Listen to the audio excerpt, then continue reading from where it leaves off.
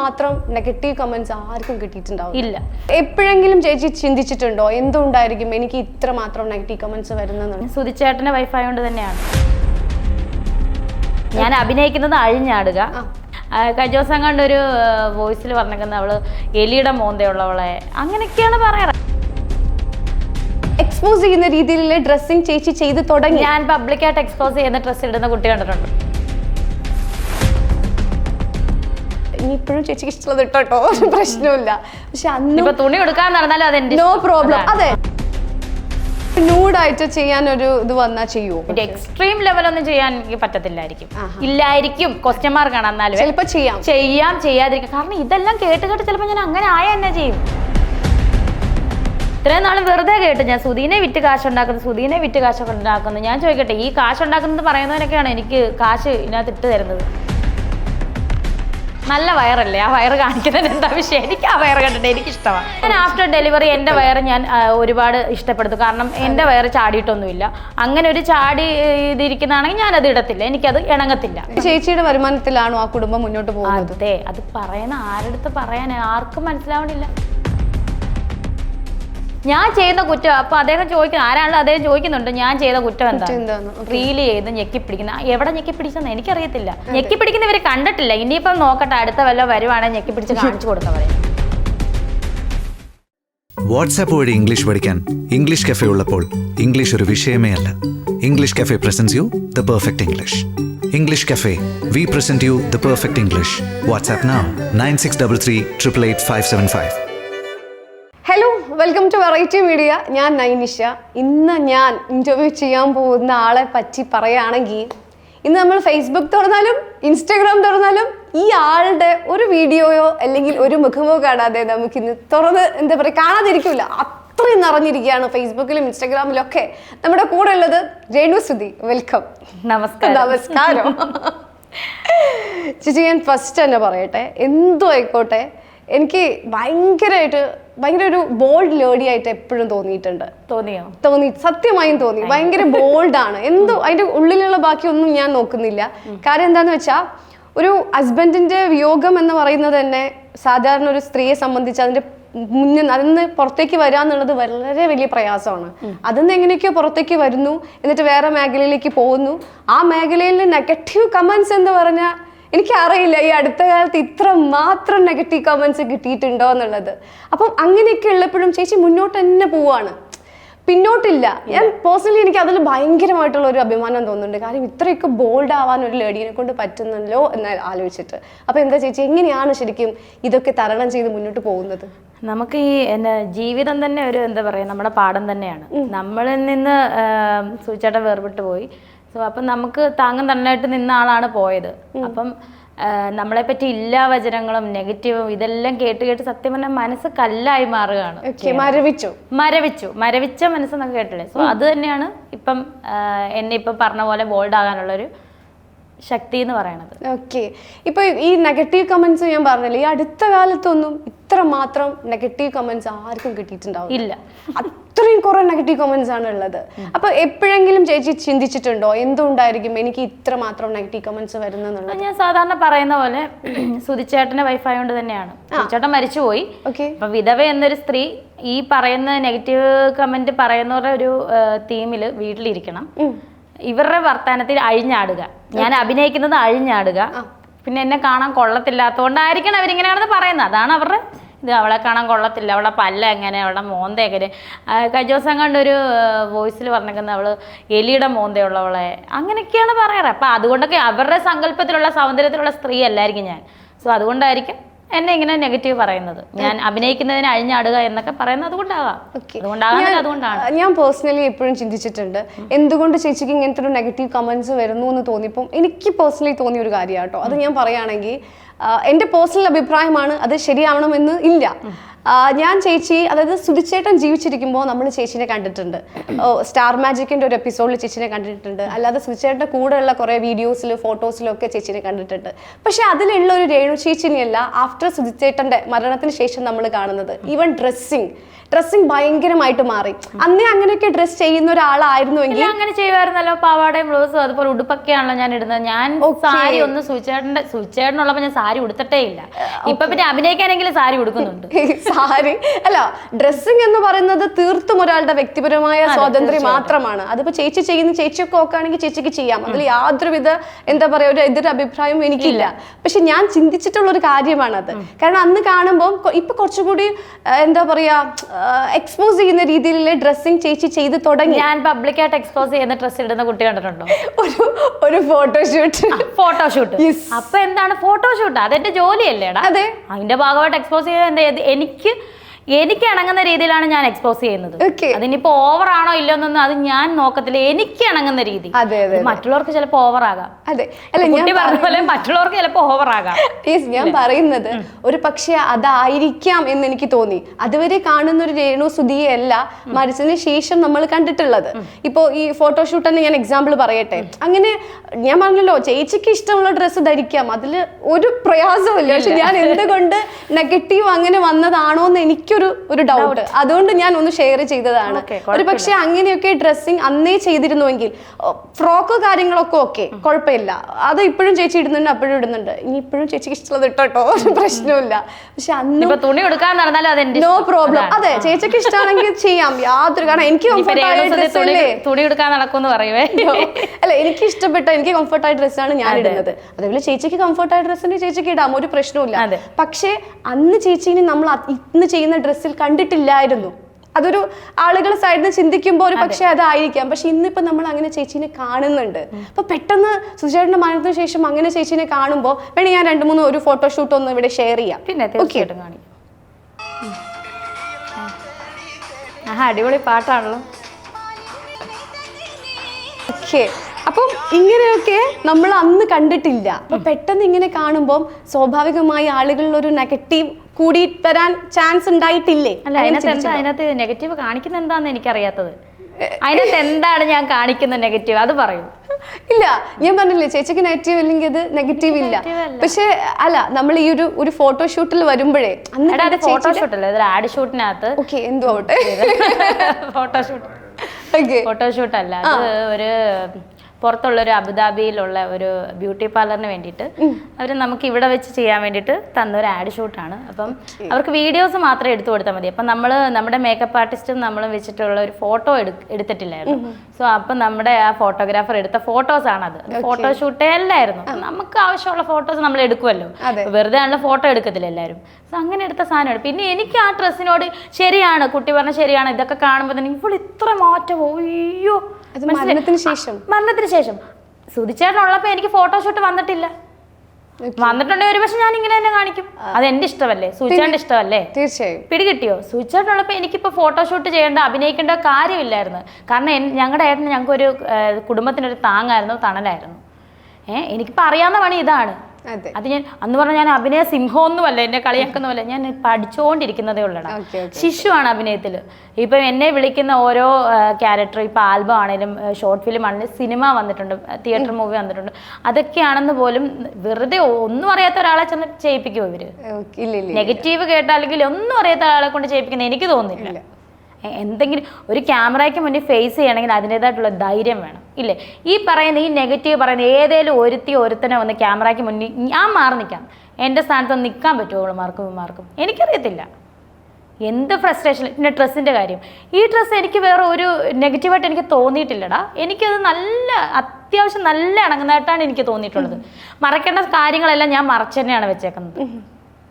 എനിക്ക് തോന്നുന്നു ഞാൻ മറക്കേണ്ട കാര്യങ്ങളെല്ലാം മറച്ചു തന്നെയാണ്. ഒരു വീഡിയോ കൂടി കാണിക്കട്ടെ, ഒരു ഫോട്ടോഷൂട്ട് കൂടി കാണിക്കട്ടെ. ഇതിനാണ് ഇത്ര കമന്റ് വന്നെങ്കിൽ ഇത് ഞാൻ മറക്കേണ്ടതെല്ലാം മറച്ചാണ് വെച്ചേക്കുന്നത്. പിന്നെ അടുത്തൊന്ന് ഇതാണ്, നല്ല വയറല്ലേ? ആ വയറ് കാണിക്കുന്നതിന് എന്താ വിഷയം? എനിക്ക് ആ വയറ് കണ്ടിട്ട് എനിക്ക് ഇഷ്ടമാണ്. എനിക്ക് എൻ്റെ വയറ് ഇഷ്ടമാണ്. കാരണം ഞാൻ തുറന്നു പറയണം, എനിക്ക് ഓപ്പണായിട്ട് പറയാലോ, എല്ലാവരുടെ അടുത്തും എനിക്ക് അത് വയറ് കാണിക്കാം. കാണിച്ചെന്ന് വെച്ച് ബോർ. ഞാൻ ആഫ്റ്റർ ഡെലിവറി എൻ്റെ വയറ് ഞാൻ ഒരുപാട് ഇഷ്ടപ്പെടുന്നു. കാരണം എൻ്റെ വയറ് ചാടിയിട്ടൊന്നുമില്ല. അങ്ങനെ ഒരു ചാടി ഇതിരിക്കുന്നതാണെങ്കിൽ ഞാനത് ഇടത്തില്ല, എനിക്കത് ഇണങ്ങത്തില്ല. വ്യത്യാസം മനസ്സിലാവും. ഞാനത് എൻ്റെ വയറ് ചാടി അല്ലെങ്കിൽ 2-3 വയറായിട്ട് കിടക്കാൻ അറിയാമല്ലോ, അങ്ങനെയുള്ളൊരു സ്ത്രീ ആണെങ്കിൽ ഞാനത് ഇടത്തില്ല, എനിക്കത് കംഫോർട്ട് കാണത്തില്ല. എൻ്റെ വയറിന് എന്താ കുഴപ്പം? എനിക്കൊരു കുഴപ്പവും തോന്നിയില്ല, അതുകൊണ്ട് ഞാനത് ഇട്ട് വയറ് കാണിച്ചു. അതൊരു ഫോട്ടോഷൂട്ടാണ്. നമ്മുടെ അമ്മമാരൊക്കെ പണ്ട് സാരി ഉടുക്കുമല്ലോ, പിന്നെ സാരി ഉടുക്കുമ്പോൾ വയറ് കാണത്തില്ലേ? വയറ് കാണുന്നത് ഇത്ര വലിയ സംഭവമാണോ? വയറ് കാണാൻ ചടങ്ങ് വരെയില്ലേ? അപ്പൊ ഈ നെഗറ്റീവ് പറയുന്നതിനോടൊന്നും എനിക്ക് യാതൊരുവിധ എന്താ പറയാ മൈൻഡ് പോലും ഞാൻ ചെയ്യത്തില്ല. ഇനിയും കാണിക്കണോ? ഇനിയും ഞാൻ കാണിക്കും ഫോട്ടോഷൂട്ടിൽ. അതാണ് ഒരു ന്യൂഡായിട്ട് ചെയ്യാൻ ഒരു ഇത് വന്നാ ചെയ്യുമോ? ന്യൂഡ് മീൻസ് സെമി ആണോ ഉദ്ദേശിക്കുന്നത്? എന്താ പലതരം ന്യൂഡ് കാണിക്കും എന്ന് പറഞ്ഞതുകൊണ്ട് ഞാൻ ചോദിക്കുകയാണ്. അല്ല, ഓരോരുത്തർ ന്യൂഡായിട്ടൊന്നും നമ്മൾ ചെയ്യത്തില്ല. നമുക്ക് ഇല്ല. രേണുസുധിക്ക് ഒരു ഇതുണ്ട്, ഒരു പരിധിയുണ്ട്, ഒരു സീമയുണ്ട്. സീമ എന്ന് പറഞ്ഞാൽ മറ്റേ ഒരു അതിരുണ്ട്. അതിൽ നിന്ന് ഞാൻ ചെയ്യും. എക്സ്ട്രീം ലെവലൊന്നും ചെയ്യാൻ എനിക്ക് പറ്റത്തില്ലായിരിക്കും. ഇല്ലായിരിക്കും, ക്വസ്റ്റ്യൻ മാർക്കാണ്. എന്നാലും ചിലപ്പോൾ ചെയ്യാതിരിക്കും. കാരണം ഇതെല്ലാം കേട്ട് ചിലപ്പോൾ ഞാൻ അങ്ങനെ ആയ തന്നെ ചെയ്യും. ഏതായാലും കേൾക്കുന്നുണ്ട് ഇല്ലേ? നല്ല രീതിയിൽ കേൾക്കുന്നുണ്ട്. എന്തൊക്കെയാ കേൾക്കുന്നത്? ഇതൊന്നും അല്ല കേൾക്കുന്നത് അല്ലേ? നിങ്ങളും കുട്ടിയും വായിക്കാറില്ലേ കമന്റ്സ്? ചെയ്യാത്ത കാര്യങ്ങൾ തന്നെയാണ് അതാണ് ഞാൻ പറഞ്ഞത്. ഇത്രയൊക്കെ നെഗറ്റീവ് കമന്റ്സ് കേട്ടിട്ട് മുന്നോട്ടേക്ക് തന്നെ പോവാനുള്ള ഒരു ധൈര്യം എന്ന് പറയുന്നത് വളരെ സ്ട്രോങ് ആയിട്ടുള്ള ലേഡിക്ക് മാത്രം കിട്ടുന്ന ഒരു കാര്യമാണ്. അത് ചേച്ചിക്ക് ഉണ്ട്. അതാ ഞാൻ ആദ്യമേ നല്ല രീതിയിലുണ്ട്. ഇനി മുന്നോട്ട് ഇങ്ങനെ തന്നെ പോകും. ഇനിയിപ്പൊ നമ്മളെ ഈ എടുത്ത് പൊക്കുന്നവരെടുത്ത് താഴെ ഇട്ടാലും നമ്മൾ കുലുങ്ങത്തുമില്ല, ഒന്നുമില്ല. ഞാൻ എങ്ങനെയാണ്? കാരണം എനിക്ക് ഇത് ഫെയിം ആകണോ അല്ലെങ്കിൽ ഞാനിപ്പോൾ ഇതിൽ കയറി വരണമെന്ന് പറഞ്ഞ ഒരാളല്ല ഞാൻ. ഒരു ഒഴുക്കിനനുസരിച്ച് വന്ന് പെട്ടതാണ്. സോ എന്നെ ഇനി എടുത്ത് താഴെ ഇട്ടാൽ പോലും എനിക്കതൊന്നും വിഷയമല്ല. ഞാൻ എന്താണോ ഞാൻ അങ്ങനെ തന്നെ പോകും. ഇപ്പൊ ചേച്ചി ഫസ്റ്റിൽ പറഞ്ഞു സുധിച്ചേട്ടൻ ഉള്ളപ്പോൾ എനിക്ക് വന്നിട്ടില്ല എന്നുള്ളത്. അപ്പൊ സുധിച്ചേട്ടൻ ജീവിച്ചിരിക്കെ ഇങ്ങനെ ഒരു ഓഫർ വന്നിരുന്നെങ്കിൽ, അല്ലെങ്കിൽ അന്നേ അങ്ങനെ ഒരു അഭിനയ മോഹം ഉണ്ടായിരുന്നു? അഭിനയ മോഹം എന്ന് പറഞ്ഞാൽ സുധിച്ചേട്ടനുമായിട്ട് കൊസു ടി വി എന്ന് പറയുന്ന വെബ് സീരീസ്, കൊസു ടി വി സുധിച്ചേട്ടൻ്റെ ഒരു ചാനൽ കൊസു. അപ്പം അതില് വെബ് സീരീസിന് 4 എപ്പിസോഡ് എടുത്തിരുന്നു. അതിൽ ഞാനും സുധിച്ചേട്ടനും അഭിനയിച്ചിട്ടുണ്ട്. ഞാൻ 4 എണ്ണത്തിനകത്ത് സുധിച്ചേട്ടൻ്റെ വൈഫായിട്ട് തന്നെയാണ് അഭിനയിച്ചത്. അതുപോലെ കുഞ്ഞിലെ ഡാൻസ് പഠിപ്പിക്കുമായിരുന്നു, ഡാൻസ് കളിക്കുമായിരുന്നു, സിനിമാറ്റിക് ഡാൻസ്. അന്നേ എനിക്കിതൊക്കെ അറിയാം. പക്ഷെ സുധിച്ചേട്ടൻ വന്ന സമയത്ത് ഞാൻ പറഞ്ഞു ഇല്ല. സുധിച്ചേട്ടൻ്റെ കൂടെ ഉള്ള ഒരാളിൻ്റെ അടുത്ത് ചോദിച്ചിട്ടുണ്ട്, രേണു അഭിനയ രംഗത്തേക്ക് വരുന്നു സുധിച്ചേട്ടനോട്. അപ്പം ഞാൻ പറഞ്ഞൊരു വാക്കുണ്ട്, സുധിച്ചേട്ടനെ സംബന്ധിച്ച് സുധിച്ചേട്ടൻ്റെ പുറകിലൊരു എന്താ പറയുക, ഒരു താങ്ങായിട്ട് നിൽക്കാനാണ് എനിക്ക് താല്പര്യം. സുധിച്ചേട്ടനെ സപ്പോർട്ടായിട്ട് നിൽക്കാനാണ് ആഗ്രഹം. കാരണം സുധിച്ചേട്ടൻ്റെ ആദ്യത്തെ വൈഫ് ഇട്ടിട്ട് പോയ പിന്നെ മറ്റ് വന്ന പെണ്ണുങ്ങളെല്ലാം അഭിനയമോഹമായിട്ട് വന്നു. ഞാൻ അതിന് കാരണം ഇന്ന് വരെ എങ്ങും പറഞ്ഞിട്ടില്ല. ഞാൻ എന്തുകൊണ്ടാണ് സപ്പോർട്ടിങ് ആയിട്ട് ഏതൊരു പെണ്ണുങ്ങൾക്കാണെങ്കിലും കല ഉള്ളിലുള്ളവർക്ക് അവർക്ക് മുന്നിൽ വരണം, അല്ലെങ്കിൽ ക്യാമറയ്ക്ക് മുന്നിൽ ഒരു സിനിമയെങ്കിലും അല്ലെങ്കിൽ ഒരു ഡാൻസെങ്കിലും മറ്റുള്ളവരുടെ മുന്നിൽ കാണിക്കണം, കളിക്കണമെന്ന് ആഗ്രഹമുള്ള ആളാണ്. അപ്പോൾ സുധിച്ചേട്ടനെ പോലെ ഒരു വ്യക്തി എൻ്റെ ലൈഫിൽ വന്നപ്പോൾ ഏട്ടൻ തന്നെ ചോദിച്ചു, ബാബുട്ടനെ അഭിനയിക്കാമല്ലോ. അത് ആ സമയത്ത് എല്ലാം കൂടെ ഒരുമിച്ച് പറയാം. ആ സമയത്ത് തന്നെ മോഹൻലാൽ എന്ന് പറയുന്നൊരു സിനിമ അന്ന് സുധിച്ചേട്ടനെ വിളിച്ചിട്ടുണ്ട്. അപ്പം ഞാനും കിച്ചുവും സുധിച്ചേട്ടനും കൂടാണ് പോകുന്നത് അഭിനയിക്കാൻ. എന്നെ കെട്ടിയ സമയത്താണ്. കിച്ചു കുഞ്ഞാണെന്ന് 6-7 പഠിക്കണ ടൈമാണ്. അപ്പം ഞങ്ങൾ പോയപ്പോൾ സുധിച്ചേട്ടൻ മോനോടും പറഞ്ഞു, നിങ്ങൾക്ക് അഭിനയിക്കണമെങ്കിൽ നിങ്ങൾക്ക് വേണമെങ്കിൽ മുഖം കാണിക്കാം കേട്ടോ, നിങ്ങൾ വായോ, ഞാൻ പറഞ്ഞു ഇല്ല ചേട്ടാ വേണ്ടെന്ന് പറഞ്ഞു. അന്ന് സുധിച്ചേട്ടനും അത് അഭിനയിക്കാൻ പറ്റിയില്ല. അതെന്തോ വേറെന്തോ ഇഷ്യൂ വന്ന് ഞങ്ങൾ വേറെന്തോ ഡേറ്റ് ക്ലാഷ് ആയി അങ്ങ് പോയി. അത് അഭിനയിക്കാൻ പറ്റിയില്ല സുധിച്ചേട്ടന് അന്ന്. അപ്പം ഞാൻ പറഞ്ഞതെന്ന് വെച്ചാൽ ഏതൊരു പെണ്ണുങ്ങൾക്കും കലയുള്ളിലുള്ളവർക്ക് അത് പുറത്ത് കാണിക്കണമെന്നാണ് അല്ലേ? സിനിമാ മോഹികളായിട്ടുള്ള എനിക്ക് തോന്നുന്നത് 95% പെണ്ണുങ്ങളും സിനിമാ മോഹികളും അതുപോലെ ആണുങ്ങളും മനുഷ്യര്. ഓക്കെ, അപ്പം എന്നെ സംബന്ധിച്ച് അന്ന് ഞാനത് നീ എന്തുകൊണ്ടത് തെരഞ്ഞെടുത്തില്ലടി സുധിച്ചേട്ടനുള്ളപ്പം അവർക്കുള്ള മറുപടിയാണ് ഞാൻ പറയുന്നത്.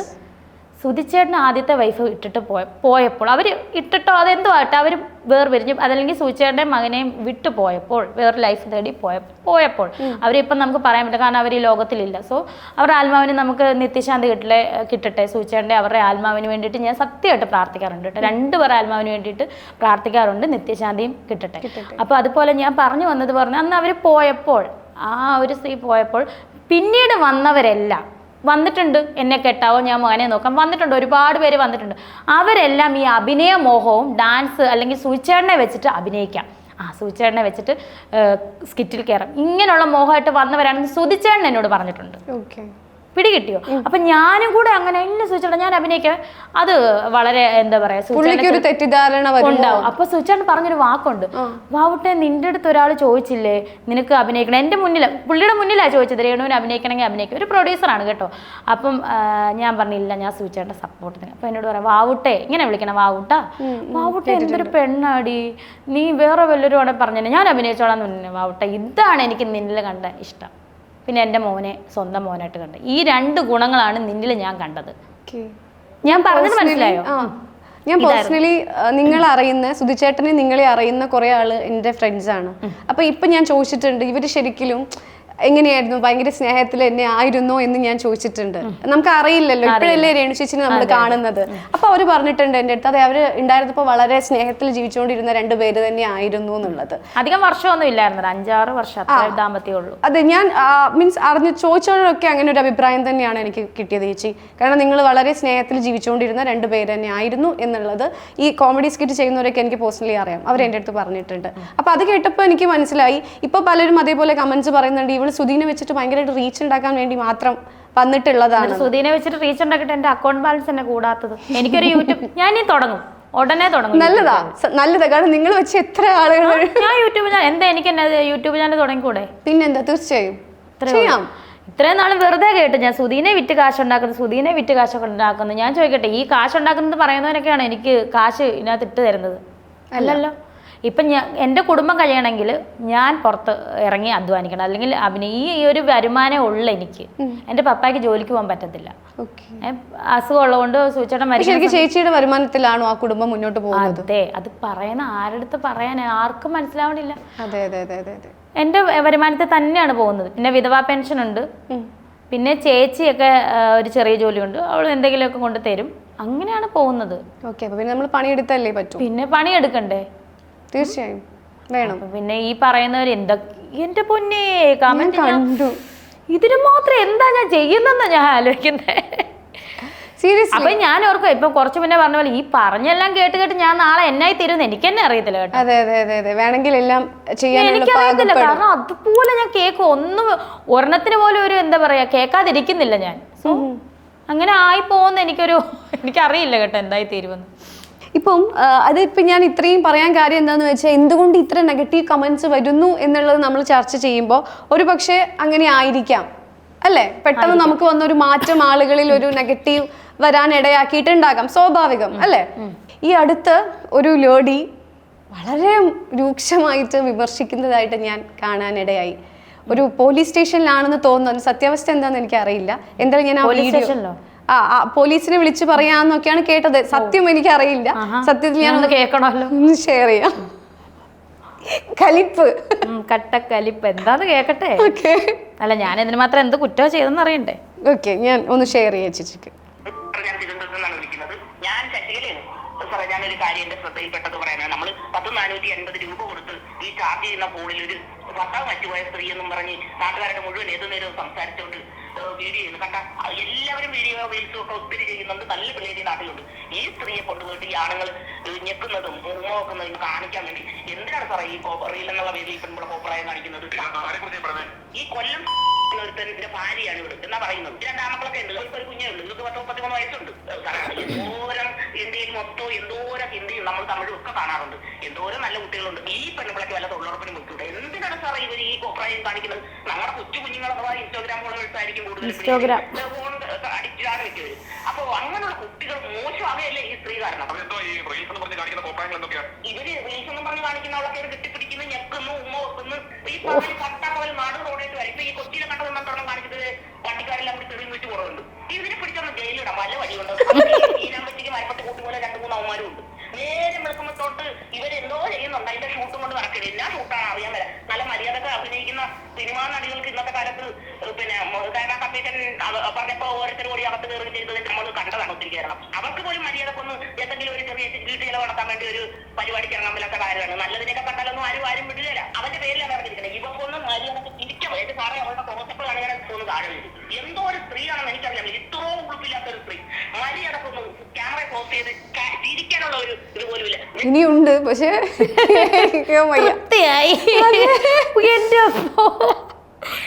ഒന്നെങ്കിൽ ഈ സ്ത്രീക്ക് മെൻ്റലായിരിക്കും, മാനസികമായിരിക്കും ഇവർക്ക്, അല്ലെങ്കിൽ ഇവർ ഫേമസ് ആകാൻ നോക്കിയതായിരിക്കും. ഇനിയിപ്പോൾ രേണുസുതിയെ വെച്ചിട്ടാണല്ലോ ഓരോരുത്തർ റീച്ച് ഉണ്ടാക്കുന്നതും എന്നാണല്ലോ വെപ്പ്. ഒന്നെങ്കിൽ അത് കേട്ടിട്ട് അവർ ചിലപ്പോൾ അങ്ങനെ ചെയ്യുന്നതായിരിക്കും. പക്ഷെ പുള്ളിക്കാരുടെ ഫേസ് ഇല്ല കേട്ടോ, വോയിസ് മാത്രമേ ഉള്ളൂ. വിളിക്കുന്നത്.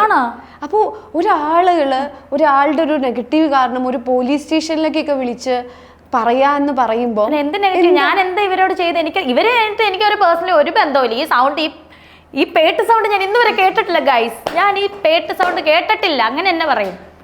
ഞാൻ കേട്ടിട്ടില്ല. ഇതിന്റെ ബാക്കിയൊക്കെ ഉണ്ടെന്ന് തോന്നുന്നു. ഞാൻ കേട്ടിട്ടുണ്ട് കേട്ടോ, ചെറുതായിട്ട്. ഞാൻ ചോദിക്കട്ടെ, ഇവർക്ക് എന്ത് യോഗ്യതയാണ് എന്നെ പറയാൻ?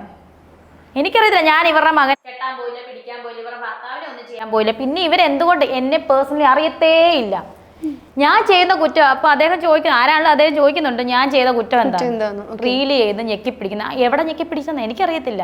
ഞാൻ ക്യാമറയ്ക്ക് മുന്നിൽ ചിലപ്പോൾ അഭിനയിക്കും. ഞെക്കിപ്പിടിക്കുന്നവരെ കണ്ടിട്ടില്ല. ഇനിയിപ്പം നോക്കട്ടെ, അടുത്ത വല്ലതും വരുവാണെങ്കിൽ ഞെക്കിപ്പിടിച്ച് കാണിച്ചു കൊടുക്കാൻ പറയാം. അല്ല, അങ്ങനെ തന്നെ പറയും.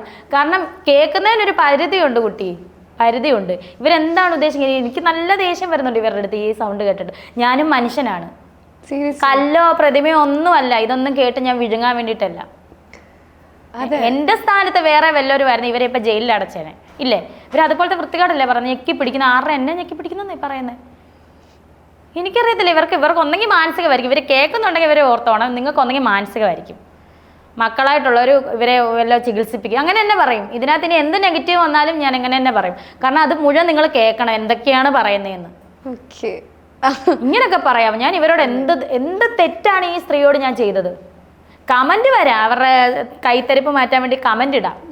ഇതിന് ഇത്ര വോയിസ് ഒക്കെ ചെയ്ത് അത് ഭയങ്കര വൈറലായെന്ന് തോന്നി ഈ സംഭവം. അതും പോലീസ് സ്റ്റേഷനാണെന്ന് എനിക്ക് തോന്നുന്നത്. എന്ത് പോലീസുകാരനെ പിടിച്ചില്ലല്ലോ. എന്റെ വീട്ടുകാരോട്, പപ്പയോടും അമ്മയോടും ഒക്കെ കസിൻസ് ഒക്കെ വിളിച്ചു ചോദിച്ചു. അവർക്ക് സോഷ്യൽ മീഡിയ ഒന്നും അധികം അറിയാം. രേണുവിനെ പോലീസ് പിടിച്ചു. പിന്നെ അവരൊരു വർത്താനം പറയുന്നുണ്ട്, ദാസേട്ടന് കോഴിക്കോട് ഞാനും തമ്മിൽ അഭിനയിച്ച ഒരു സംഭവത്തിനെ പറ്റി. അത് കുണുങ്ങി എന്ന് പറയുന്ന ഒരു ആൽബത്തിന്റെ സെറ്റാണ്. അപ്പൊ അന്ന് ഈ ഞങ്ങള് വഴിയിൽ നിന്ന് റീലല്ല ചെയ്യുന്നത്, അതിന്റെ ആൽബം ഇറങ്ങിയിട്ടുണ്ട്. സംഭവം എല്ലാവർക്കും മനസ്സിലായി. എന്താ ഈ നെഗറ്റീവ് പറഞ്ഞെല്ലാം വിഴുങ്ങിയല്ലോ. അത് അയ്യോ ഇതായിരുന്നു, ഇതായിരുന്നു, അയ്യോ ഈ കുട്ടീനെ എന്തൊക്കെ ഞങ്ങൾ പറഞ്ഞു. എന്താ ഇവർക്ക് അറിയത്തില്ലായിരുന്നു ഇതിനു മുന്നേ? ഇത് കണ്ടിട്ടല്ലേ ചെയ്യാം. റീലാണ് എന്താന്ന് ഇവർക്ക് അറിയാതാണ് ഈ കിടന്ന് കമന്റ് ഇടുന്നത്. പക്ഷെ അങ്ങനെയായിരുന്നു ചേച്ചി വന്നത്.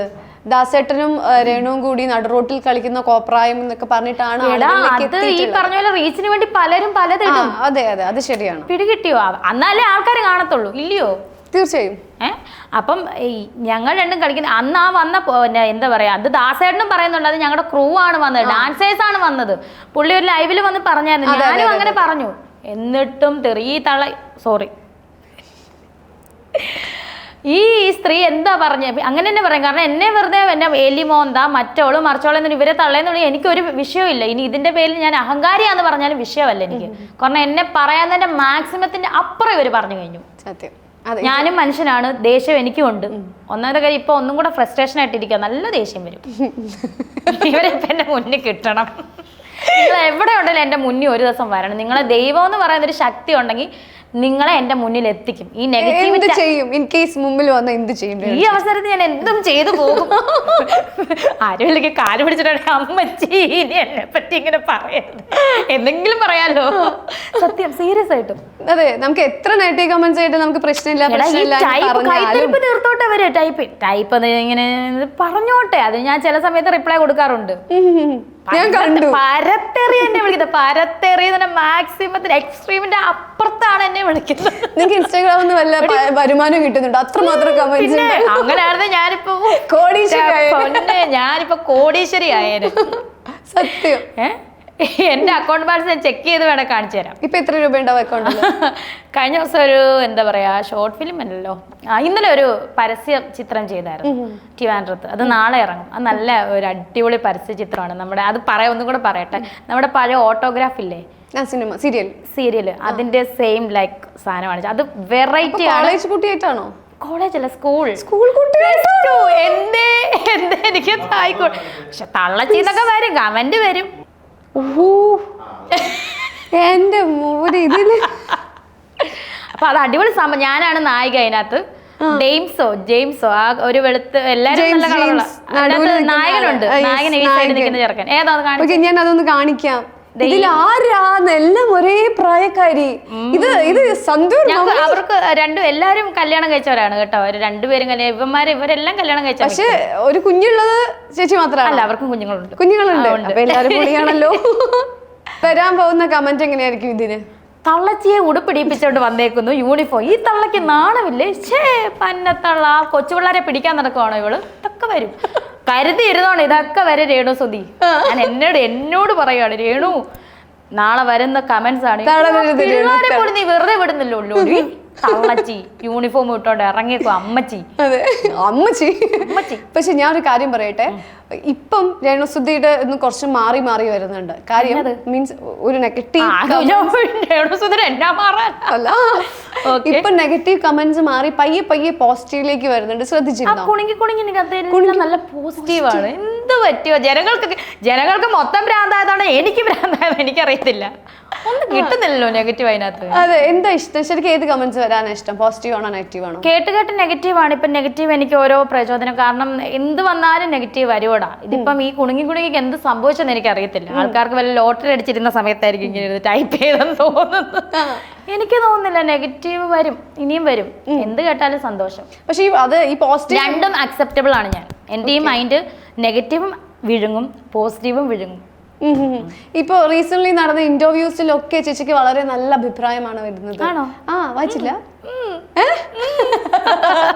ഞാൻ കണ്ടായിരുന്നു, കുറച്ചൊക്കെ കണ്ടായിരുന്നു. റിയാക്ഷൻ വീഡിയോസ് ഒക്കെ കണ്ടായിരുന്നു. എനിക്ക് പലപ്പോഴും തോന്നിയിട്ടുണ്ട് ചേച്ചി ചിലതില്, അതായത് ഇപ്പൊ ഈ റീലില്, ഇൻസ്റ്റഗ്രാം റീലില് കൊടുക്കുന്നത്, അതേപോലെ തന്നെ ബൈറ്റ് കൊടുക്കുമ്പോഴൊക്കെ വളരെ അൺമെച്യൂർഡ് ആയിട്ടാണ് സംസാരിക്കുന്നത്. അൺമെച്യൂർഡായിട്ടാണോ? അത് ആ ഒരു രസത്തിന് അങ്ങ് പോകുന്നതാണ്. അവര് ചോദിക്കുന്ന രസത്തിന് അങ്ങ് സിമ്പിൾ ആയിട്ട് പോകുന്നത്. ഞാൻ ഒന്നിനും മറുപടി കൊടുക്കാതിരുന്നിട്ടില്ല. പക്ഷെ ഈ ഇന്റർവ്യൂസിന്റെ ഇടയിൽ ചേച്ചി വളരെയധികം മെച്ചോർഡ് ആയിട്ട് സംസാരിക്കുന്നത്. എല്ലാ ഇന്റർവ്യൂസിലും. യെസ്, അതിന്റെ കമന്റ് സെക്ഷൻ തന്നെ നോക്ക്, ഭയങ്കര വ്യത്യാസമുണ്ട്. അപ്പൊ എവിടേക്കോ നെഗറ്റീവ് വരുന്നതിൽ നമ്മളും ഒരു ഭാഗമാണ് എന്ന് വിശ്വസിക്കുന്നു ഇപ്പം. കുട്ടി പറഞ്ഞപ്പോ എനിക്കത് മനസ്സിലാവുന്നുണ്ട്. കാരണം ഈ ചേച്ചി ഒന്ന് എടുത്ത് നോക്കുക, ഇൻസ്റ്റാഗ്രാമിലുള്ളതിന് അങ്ങനെ കൊടുക്കുമ്പോൾ ഭയങ്കരമായിട്ട് തെറിവിളിയും നെഗറ്റീവ് കമന്റ്സും ആണ് ഉള്ളത് ആ പോകുന്ന ബൈറ്റ്സിലൊക്കെ. പക്ഷെ ഇന്റർവ്യൂ വളരെ മെച്ചോർഡ് ആയിട്ട് സംസാരിക്കുന്നുണ്ട്. അപ്പൊ അതിനനുസരിച്ചിട്ടുള്ള കമന്റ്സും ചേച്ചിക്ക് വരുന്നുണ്ട്. അപ്പൊ എല്ലാം കാണുന്നവരെ മാത്രം കുറ്റമാണോ? അല്ല, എന്റെ കൂടെ കുറ്റമാണെന്ന് ഞാൻ സമ്മതിക്കുന്നു. അല്ല, എനിക്ക് വിഷയമില്ല. അതെ, എനിക്ക് എന്തായാലും എനിക്ക് വിഷയമില്ലാത്തടത്തോളം കാലം ആർക്കാണ് വിഷയം? നെഗറ്റീവ് അതില്ല. അതാ ഞാൻ പറഞ്ഞേ. ചേച്ചി ഇപ്പൊ ഒരു ഡ്രസ്സ് ഇടുന്നുണ്ടെങ്കിൽ ചേച്ചി ഓക്കെ ആണെങ്കിൽ ചേച്ചിക്ക് ചെയ്യാം, നോ പ്രോബ്ലം. അതേപോലെ ചേച്ചിക്ക് നെഗറ്റീവ് കമന്റ്സ് വരുന്ന പ്രശ്നമില്ല, ചേച്ചിക്ക് ചെയ്യാം. എല്ലാം നമുക്ക് അത് ചെയ്യാൻ പറ്റുമെങ്കിൽ എന്താ, നമുക്ക് ഒരു കുഴപ്പമില്ല. എല്ലാവർക്കും അവരുടേതായ അവകാശം നമ്മുടെ ഈ ഭൂമിയിലുണ്ട്, അവർ ജീവിക്കാം, കുഴപ്പമില്ല. അതേപോലെ തന്നെ അടുത്ത ഒരു ആളുകൾക്ക് ഭയങ്കരമായി നെഗറ്റീവ് തോന്നിയിട്ടുള്ള ഒരു കാര്യമാണ് ദാസേട്ടൻ കോഴിക്കോട്. ആ പേര് കേൾക്കും ഈശ്വരോ, അടുത്ത് എന്താണോ പറയാൻ വരുന്നത്? ദാസേട്ടൻ കോഴിക്കോട്. ഈ നമ്മൾ ആദ്യമായിട്ട് ചേച്ചിയുടെ ഒരു അഭിനയം കുറച്ച് വൈറലായിട്ട് വരുന്നു. സത്യമായിട്ട് ആ പാട്ട് കേൾക്കുമ്പോഴേ ഇപ്പൊ ബസ്സിലൊക്കെ, പണ്ടൊക്കെ ആ ബസ്സിലൊക്കെ വെച്ച് ആ പാട്ട് കേൾക്കുമ്പോ നല്ല ഇല്ല, ഇപ്പൊ ചാന്ത് കുടഞ്ഞെന്ന് ദാസേട്ടന്റെ മൈൻഡിൽ വരുന്നത് ഇങ്ങനെ നാളെ ആരെങ്കിലും നോക്കുന്നുണ്ടോ ആ ഒരവസ്ഥയായി. അതെ, ഞാൻ ആ പാട്ടൊന്ന് കാണിക്കാം. അയ്യോ, കൊറേ നാളായി കണ്ടിട്ട്.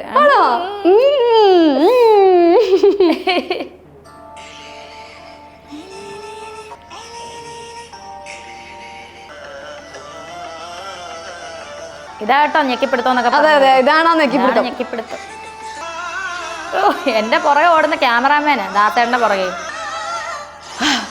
ഓ, ഇപ്പോഴൊരാശ്വാസം. ഇല്ല, തുടങ്ങിയിട്ടേ ഉള്ളൂ.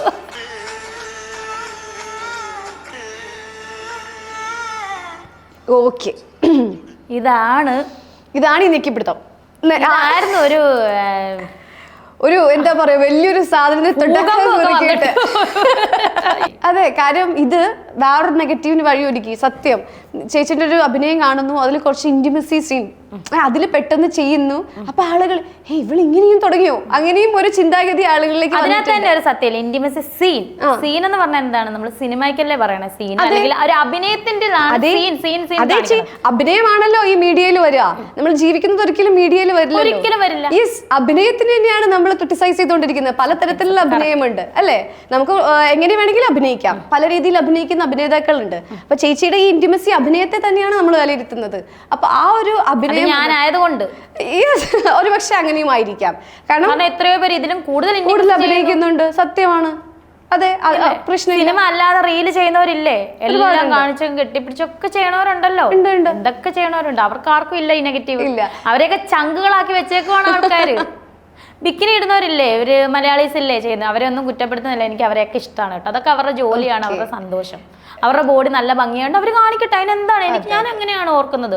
അവരുടെ നല്ല ബോഡിയുണ്ട്. അവർ ഞാൻ ഈ കുറച്ച് മുന്നേ പറഞ്ഞല്ലോ അവിടെ ഇവിടെയൊക്കെ ചാടി കിടക്കാൻ അവർ കാണിച്ച വൃത്തികേടായിരിക്കും. പക്ഷെ എന്ത് ഭംഗിയായിട്ട് അതൊക്കെ അവരുടെ ഇഷ്ടമാണ്. അതെ, ചേച്ചിയുടെ അടുത്ത് ഈ ഒരു സീൻ ചെയ്യുന്നതിന് മുന്നേ ഇങ്ങനെ ആയിരിക്കുമെന്ന് ആളുകൾ പറഞ്ഞു തന്നിട്ടുണ്ടാവും? ഇല്ല, ഞങ്ങള് ചെന്ന് ക്യാമറാമാൻ പറഞ്ഞു ചേച്ചി ഇങ്ങനെ രേണു ഇങ്ങനെ അങ്ങനെ അത് ചെയ്തിട്ട് 10-15 മിനിറ്റ് അരമണിക്കൂർ പോലും എടുത്തില്ല. അപ്പൊ ദാസേട്ടനും അറിയില്ലായിരുന്നു ഇങ്ങനെ ഒരു സീൻ? ഞങ്ങൾ അവിടെ ചെന്ന് പാട്ട് കേട്ടാൽ നമുക്കറിയാം ഇന്റിമസി ഉണ്ട്. പിന്നെ അതിനകത്ത് കൂടുതൽ ഒരു സാധനം വന്നപ്പോൾ ഞാനും ദാസേട്ടൻ പറഞ്ഞു ഞങ്ങൾക്ക് അത് പറ്റത്തില്ല എന്ന്. അതെന്താന്ന് ചോദിച്ചാൽ മറിയുന്ന സീനുണ്ട്. അതായത് ദാസേട്ടൻ തലയ്ക്കം അങ്ങനല്ലടാ, ദാസേട്ടൻ മറിഞ്ഞു പോകുന്നു, ഞാൻ പുറകെ കടലിനകത്തോട്ട് അങ്ങ് ഉള്ളിലോട്ട് കയറി പോകുന്നത്. ഇപ്പൊ ആൾക്കാർ പറയാം കടലോട്ടൊക്കെ പോയാൽ മതിയായിരുന്നു, കടലൊക്കെ അങ്ങ് കൊണ്ടുപോയാൽ മതി. അപ്പൊ ആ ഒരു സീനുണ്ടേ, എന്നാലും തിരിച്ചു വരുവേ. അപ്പം ഈ സുനാമി ആയിരുന്നു. അപ്പം ഞങ്ങളോട് പറഞ്ഞത് അതൊന്നും കൂടെ ഭംഗിയാകണേ. അപ്പൊ ക്യാമറ ഡിബിനാണ്. ഡിബിൻ പറഞ്ഞ കറക്റ്റാണ്, അതിനകത്ത് ചെയ്യണം. അങ്ങനെ കെട്ടിപ്പിടിച്ച് മറിയുവാണ്. ഗോപിക ചേച്ചിയും ദിലീപേട്ടനും കെട്ടിപ്പിടിച്ച് മറിയുവാണ്. അത് അതിന്റെ സീനിന്റെ ആ ഭംഗി, അതാണ് ആ സിനിമയുടെ ആ പാട്ടിന്റെ നല്ല ഒരു ഭംഗി എന്ന് പറയുന്നത്. അപ്പം അങ്ങനെ മറിയാനാണ് ഞങ്ങളോട് പറഞ്ഞത്. ഇപ്പൊ ആലോചിക്കും അങ്ങനെ മറിഞ്ഞിരുന്നെങ്കിൽ. ഇങ്ങനെ പറഞ്ഞിട്ട് ഇത് കേൾക്കുന്നു, എന്റെ പൊന്നെ അങ്ങനെ. അന്നേരം ഞാൻ കോൺഫിഡൻറ്റ് ദാസേട്ട അങ്ങനെ പറയാം. അപ്പൊ ദാസേട്ട ഓക്കേടി, ഇങ്ങനെ മറിഞ്ഞിരുന്നെങ്കിൽ ഒന്ന് ആലോചിച്ച് നോക്കിക്കേ, ഇന്ന് ഇതായിരുന്നോ സ്ഥിതി.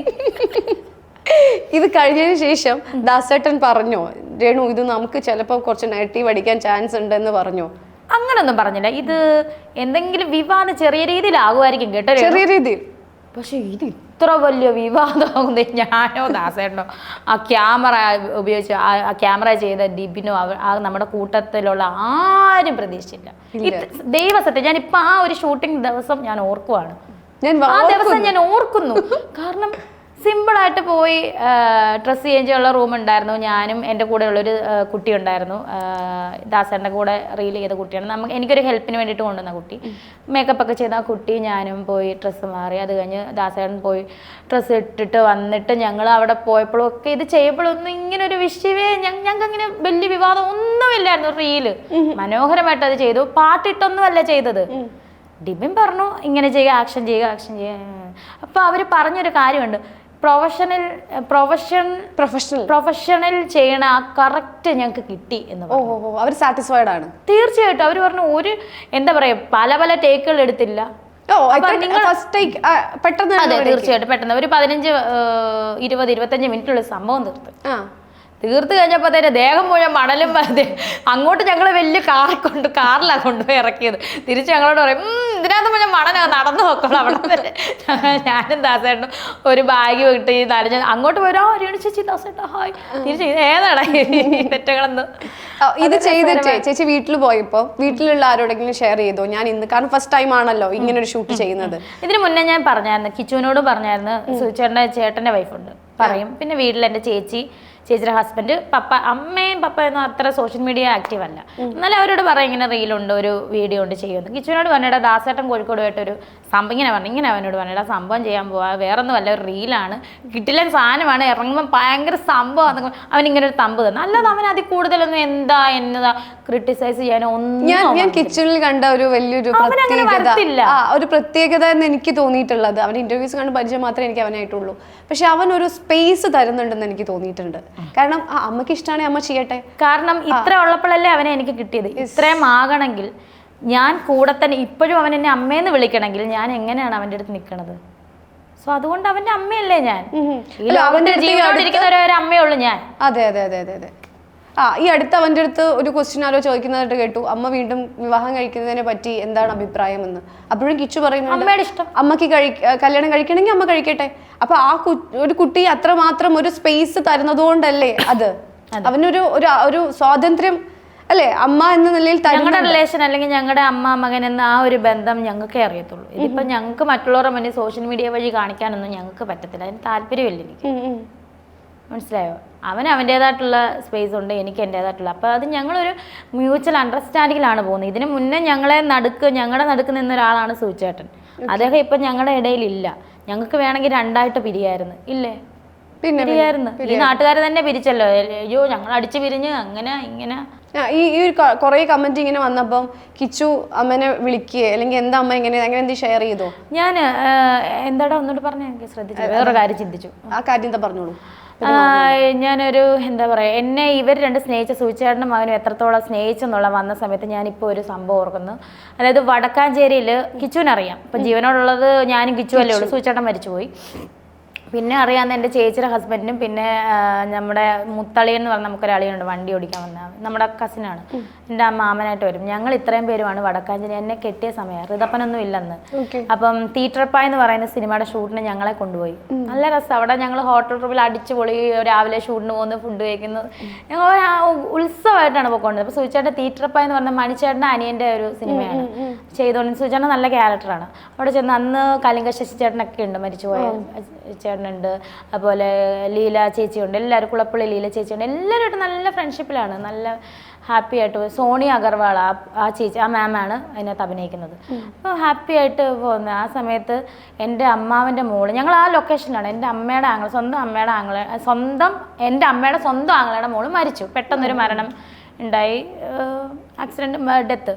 ഇപ്പം സൂചിച്ചേട്ടന് പെട്ടെന്ന് പോരാൻ പറ്റത്തില്ല.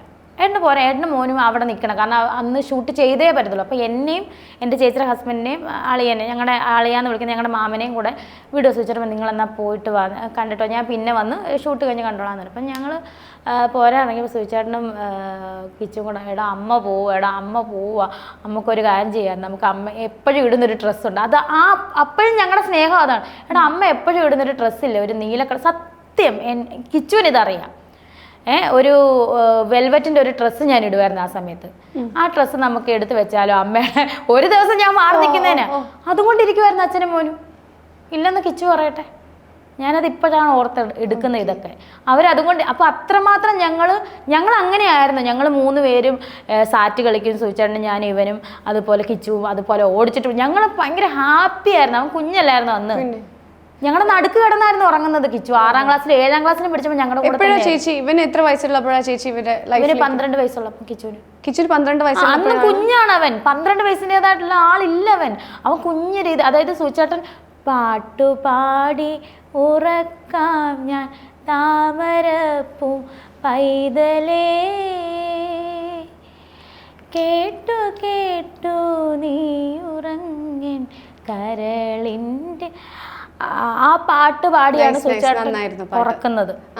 സീരിയസ് ആയിട്ട് ആ പാട്ട്. അപ്പം ഞാൻ സൂചിച്ചേട്ടനോട് ഞാൻ ഇങ്ങനെ ചിന്തിച്ചല്ലേ സൂചിച്ചേട്ടാ കുട്ടി ഇപ്പോഴും ആ പാട്ട് കേട്ടല്ലേ ഉറങ്ങുക. അപ്പം എന്നോട് ഒന്ന് പാവട്ടെ, ഞാൻ കുഞ്ഞിലേ തൊട്ടേ അവനെ പാടി കേൾപ്പിക്കുന്ന പാട്ട്. അതുപോലെ തന്നെ സെയിം ഋതപ്പനെ സൂചിച്ചേട്ടൻ ആ പാട്ട് പാടി കേൾപ്പിക്കുമായിരുന്നു.